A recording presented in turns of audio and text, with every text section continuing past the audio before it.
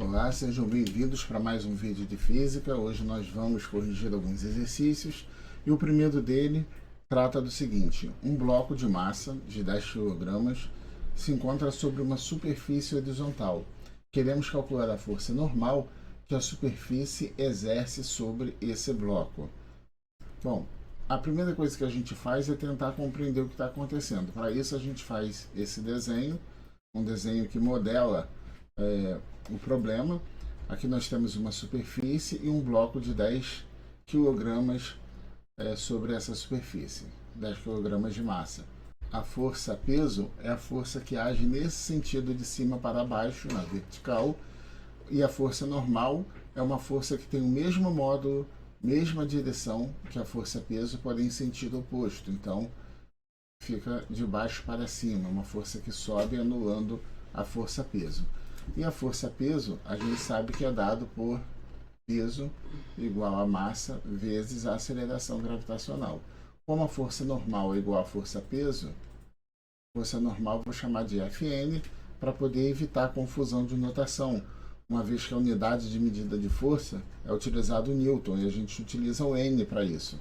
Então, para evitar a confusão de notação, a força normal vou chamar de Fn. A massa é de 10 kg e a aceleração gravitacional nós vamos utilizar como sendo 10 metros por segundo ao quadrado. Desse modo, a força normal que atua vai ser 10 vezes 10, 100 unidades de força medidas em Newton. Então, resposta 100 newtons. Na questão 2, nós temos uma mola de constante elástica 200 newtons por metro. Ela sofre uma deformação de 0,1 metros e queremos calcular o módulo da força elástica.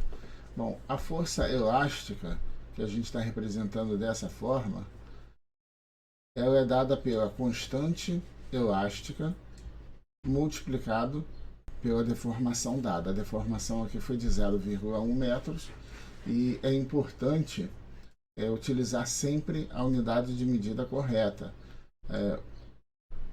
O K é em Newton por metro, que é a constante elástica, e a deformação é dada em metro.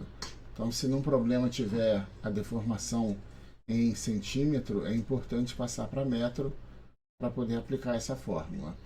Outra coisa importante é que os livros trazem o sinal de menos aqui. Esse sinal de menos é somente para mostrar que a deformação está no sentido oposto da força que a mola faz. Como nós queremos aqui o módulo, podemos ignorar esse sinal. Então vamos utilizar somente K vezes X. Então a força elástica vai ser dada por 200, que é o valor de K, que está aqui no enunciado, multiplicado por X, que é 0,1. Fazendo essa multiplicação, 200 vezes 0,1 vai dar 20. É uma multiplicação simples de ser feita, você multiplica por 1, vai dar o próprio 200. Como aqui tem uma casa decimal, você coloca a vírgula dessa forma aqui, criando uma casa decimal. Então, força elástica, 20 newtons. Questão 3. Um corpo de peso 100 newtons é levantado por duas polias fixas ideais. Qual é a força mínima que deve ser aplicada para equilibrar o corpo? Ora, como as duas polias são fixas, a gente não precisa fazer conta alguma, porque a polia fixa ela não altera o módulo da força. Então, a força que vai ser utilizada aqui vai ser de 100 newtons. E a justificativa é exatamente essa, que polia fixa não altera o módulo da força. Agora vamos à questão 4, que diz que um corpo de massa 3 kg sofre a ação de uma força resultante de 40 newtons. Queremos saber a aceleração adquirida por esse corpo. Bom, sabemos que a força ela gera aceleração, isto é, força é igual a massa vezes a aceleração. Fazendo as devidas substituições, a força é de 40 newtons, então no lugar do F colocamos o 40, a massa é de 3 kg e a aceleração é que nós queremos descobrir. Isso aqui é uma equação do primeiro grau, na variável, na incógnita A, ao invés de x, então 3 está multiplicando quando passa para o outro lado da igualdade, passa dividindo. Então fica 40 terços. Como dá uma dízima periódica, você pode deixar em fração do jeito que está aqui. Como trata-se ainda de aceleração, é 40 terços metro por segundo ao quadrado. Fazendo a divisão, caso você queira dividir 40 por 3, isso vai dar aproximadamente 13,3. Como é uma dízima periódica, depois do 3 aqui vai se repetir, você pode botar uma barra para dizer que o 3 é o período dessa dízima periódica. Sempre utilizando a mesma unidade de medida de aceleração, que é metro por segundo ao quadrado. Questão 5. Uma caixa de massa 10 kg é puxado por uma força horizontal de 5 newtons em uma superfície sem atrito. Calcule a aceleração da caixa e sua velocidade no instante de tempo t igual a 4 segundos. Como não fala nada da velocidade inicial, vamos considerar que a velocidade inicial aqui é zero, tá? Está partindo do repouso. Bom, queremos calcular a aceleração. Bom, utilizando a fórmula da força, que relaciona a força com a aceleração e a massa, temos que a força é massa vezes a aceleração, e aí é importante identificar os elementos que nós temos. 10 kg é a massa, então isso aqui é o nosso M. A força é 5 newtons, então isso aqui é o nosso F. Então o F é 5 e o M 10. E aí a gente consegue encontrar a aceleração do mesmo modo que no exercício anterior. 10 está multiplicando A, passa para o outro lado dividindo. Então 5 dividido por 10 vai ser a aceleração. Isso aqui vai dar 1/2 ou 0,5. Então dizemos que a aceleração é de 1/2 ou 0,5 metros por segundo ao quadrado. Além disso, o enunciado pede para determinar a velocidade no instante de tempo 4 segundos. Então, para isso, pegamos a fórmula da velocidade, que é a V igual a V0 mais AT. V é a velocidade final, V0 é a velocidade inicial, A é a aceleração e T é o tempo.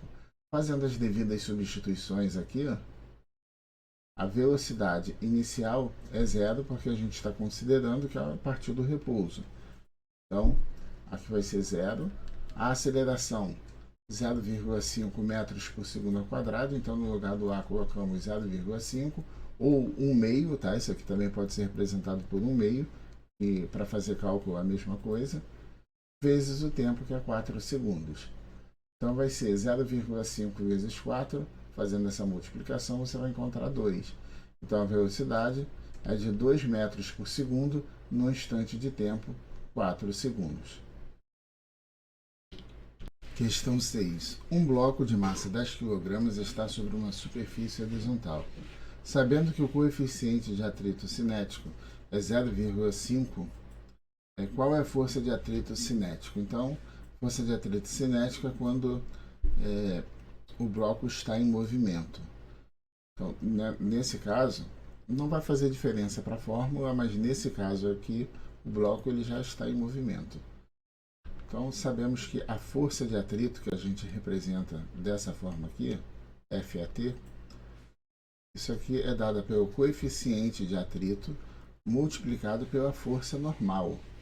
Por outro lado, a força normal é o mesmo que a força peso, que é igual a massa vezes a aceleração gravitacional.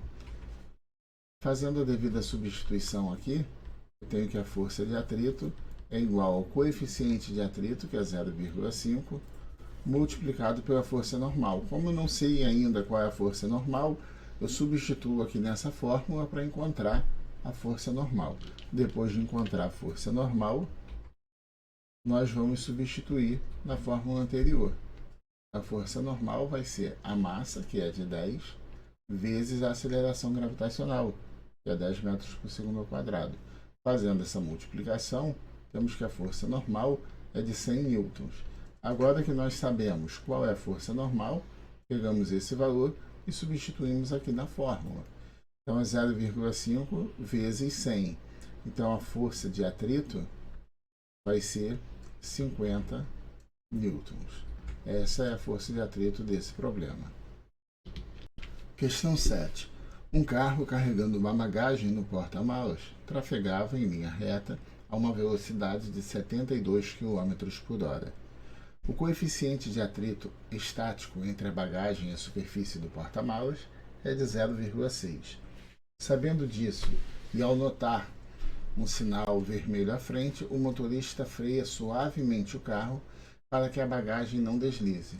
Qual é a distância mínima percorrida pelo carro até o momento do repouso, sabendo-se que a mala não deslizou? Bom, é importante observar aqui que está pedindo a distância mínima percorrida, e a distância será mínima quando a desaceleração for a maior possível. Então, esse fato é importante para o que a gente vai fazer. Outra coisa que a gente deve fazer aqui é anotar as informações. Então, a velocidade inicial aqui de 72 km por hora, ela vai ser convertida para metros por segundo. Então, notamos que 72 km por hora, quando você divide isso daqui por 3,6, isso aqui vai dar 20 metros por segundo. Então, é essa velocidade, que é a velocidade inicial, quando começou a frenagem, é essa velocidade que a gente vai utilizar. Outra informação importante que nós temos é que o coeficiente de atrito é de 0,6. Então, μ, que é o coeficiente de atrito, é 0. A força de atrito ela é dada por μ vezes Fn, em que Fn é a força normal. O μ é o coeficiente de atrito, que é 0,6. Então, fazendo a substituição aqui, temos que a força de atrito é igual a 0,6 vezes a força normal. A força normal, por outro lado, é igual à força-peso, que é massa vezes aceleração. Então, sabendo-se que a força normal é massa vezes a aceleração gravitacional g, vamos substituir isso aqui por m vezes g. A massa eu não sei quem é, mas o g é a aceleração gravitacional, que a gente sempre está utilizando como sendo 10 metros por segundo ao quadrado. Então, aqui vai ficar 0,6 vezes m vezes 10. O 10 podemos multiplicar com 0,6, então temos que a força de atrito vai ser 6 vezes m. Como eu não sei quem é m, esse m aqui é a massa, que não foi dada no problema, a gente vai partir para essa informação aqui, ó, que a distância mínima percorrida é o que nos interessa no problema. E a distância mínima percorrida, ela se dá quando a desaceleração for a máxima possível. Bom, e essa desaceleração vai ser a máxima possível quando a força provocada pela desaceleração ela for igual à força de atrito, porque nesse momento a mala vai ficar na iminência de deslizar. A força de atrito ela tem que ser maior ou igual à força provocada pela desaceleração. E como queremos uma desaceleração máxima, então dizemos que essa força provocada pela desaceleração tem que ser igual à força de atrito. Ora, e a força da desaceleração é massa vezes aceleração. Fazendo as substituições aqui, ó, massa vezes aceleração no lugar do F, e no lugar da força de atrito 6m, 6 vezes m. M está multiplicando A, passamos o m para o outro lado dividindo, então eu tenho 6m dividido por m, isso daqui vai dar 6. Então a aceleração é de 6 metros por segundo ao quadrado. É importante notar que esse m aqui em cima é o m de massa, e esse m aqui é a unidade de medida de comprimento, metro. São coisas distintas. Bom, ainda não respondemos ao enunciado. O enunciado pede a distância mínima percorrida. Então, vamos utilizar a equação de Torricelli, que diz que a velocidade final ao quadrado é igual à velocidade inicial ao quadrado mais 2 vezes a aceleração vezes o nosso ΔS. E por que utilizar Torricelli e não utilizar a função horária do espaço em relação ao tempo, né? Não usar a função horária do espaço. Porque a função horária do espaço, como o próprio nome diz, precisa do tempo, a função horária. E aqui nesse problema nós não temos o valor do tempo. Então, a fórmula que relaciona velocidade, aceleração e distância percorrida sem precisar do tempo é a equação de Torricelli. Então temos aqui que v ao quadrado, o v é a velocidade final. Bom, que é a velocidade final? É zero. Por que zero? Porque ele vai frear até o automóvel parar, até o carro parar. Então aqui vai ficar zero ao quadrado. A velocidade inicial é essa velocidade dada no enunciado, que é de 20 metros por segundo, então fica 20 ao quadrado. O 6 metros por segundo ao quadrado é a nossa aceleração. Então aqui no lugar do A vai entrar o 6 e ΔS, que é aqui nós queremos descobrir. Só uma observação importante, que como ele está freando, está desacelerando, essa aceleração ela acaba sendo negativa. Então cabe colocar aqui um sinal de menos no 6. Então, é 2 vezes menos 6. Fazendo a continha, vai ficar 0, igual a 400, que é 20 vezes 20, menos 2 vezes 6, 12, vezes ΔS. Separando letras para um lado e número para o outro, vai ficar 12 vezes ΔS, igual a 400. 12 passa para o outro lado dividindo, vai ficar 400 dividido por 12. Aqui você pode simplificar, dividindo por 4 o numerador e o denominador, dividindo por 4. E aí vai ficar ΔS igual a 100 terços. Se você dividir 100 por 3, vai dar uma dízima periódica, que é aproximadamente 33,3. Então, o espaço percorrido foi aproximadamente 33,3 metros, ou de forma mais exata, 100 terços de 1 metro. Questão 8. Dois blocos A e B de massas 4 kg e 6 kg estão sobre uma superfície horizontal sem atrito, em contato um com o outro. Uma força horizontal de 20 newtons é aplicada ao bloco A, empurrando o sistema. Determine a aceleração do sistema e a força de contato que A exerce sobre B. Então, primeiro vamos calcular a aceleração do sistema. Para isso, vamos utilizar força igual a massa vezes a aceleração, a fórmula clássica da força. Bom, a força aplicada aqui foi de 20 newtons. A massa é a massa do sistema, porque está empurrando os dois blocos. Então, a massa do sistema é 4 mais 6, então dá 10. E a aceleração é quem nós queremos descobrir. Então, passo 10 para o outro lado dividindo. Vamos ficar com 20 dividido para 10, que dá 2. A aceleração, 2 metros por segundo ao quadrado.